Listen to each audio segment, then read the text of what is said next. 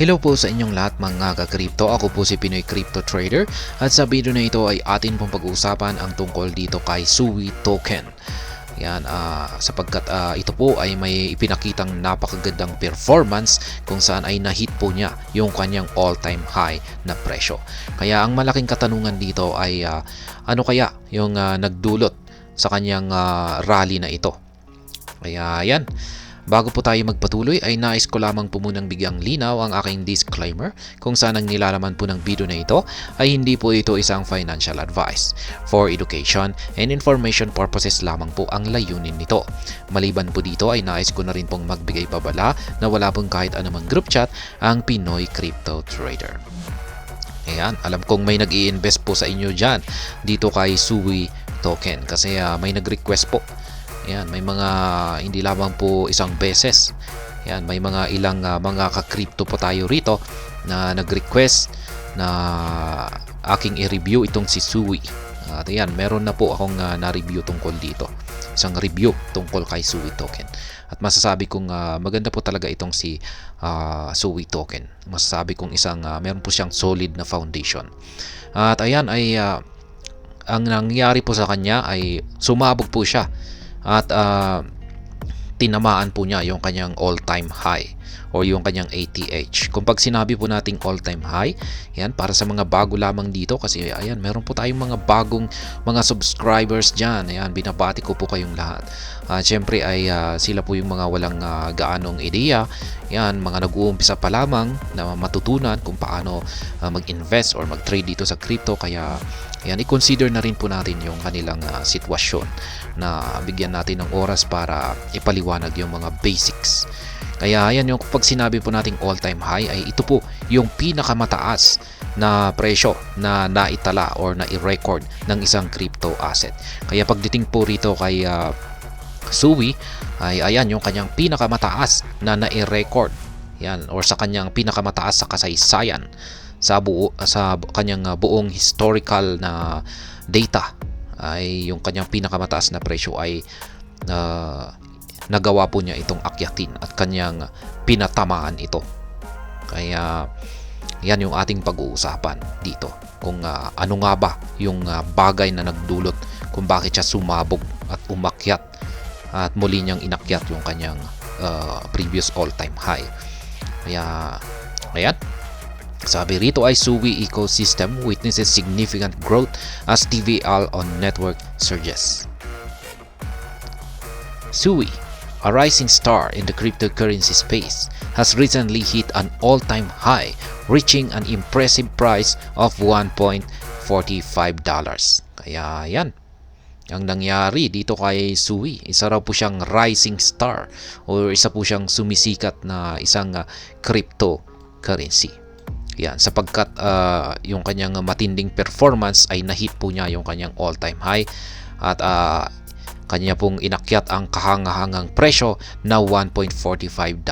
Kaya yan, yung mga nakahold po dyan ng Sui token ay binabati ko po kayo, siguro ay nagsasaya po kayo dahil umakyat po siya rito sa kanyang all-time high na yan.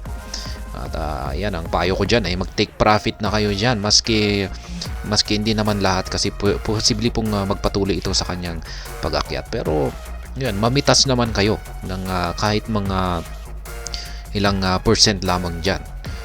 And the surge in value has propelled Sui's market capitalization beyond the $1.5 billion threshold, positioning it as the 51st largest digital asset on the market in terms of market capitalization. Ayan. Siya po ay dahil sa kanyang paglago po ng kanyang market capitalization ay nakuha po niya ang posisyon na 51st or pang 51 po siya sa ranking. Yan, na bilang largest digital asset in terms po ng market capitalization.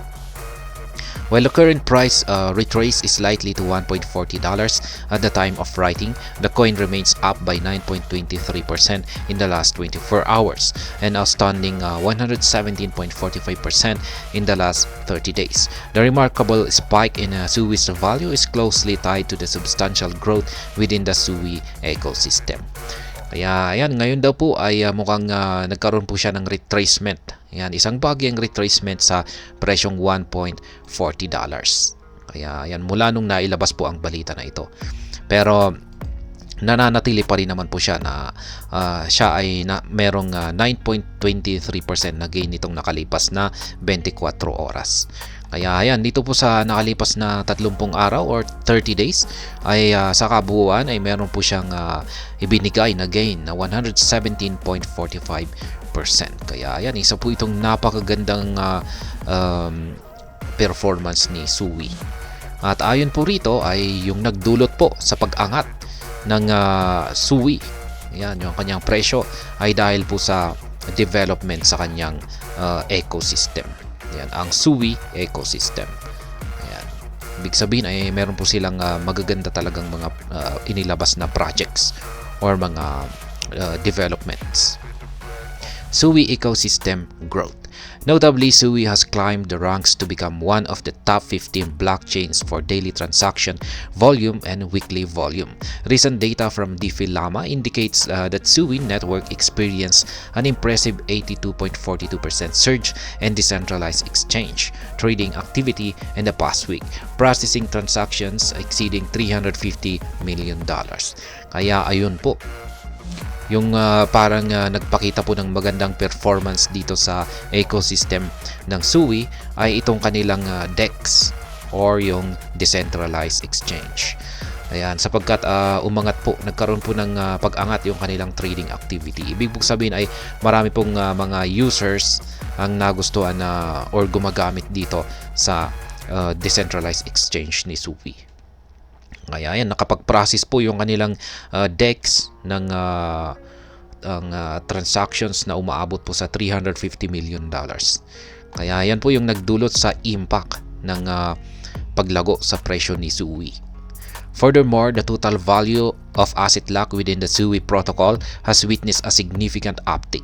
DeFi Llama reports that the total value lock on the Sui network surged to almost $341 million after adding about $48 million in the last 24 hours, showcasing growing confidence and adoption within the ecosystem. Kaya yan, ito na rin yung isang magandang development dito sa ecosystem ng Sui. Nagkakaroon po siya ng confidence at saka adoption. Yan, at nakikita po natin yan sa paglago ng kanyang TVL. Yan yung tinatawag na total value lock.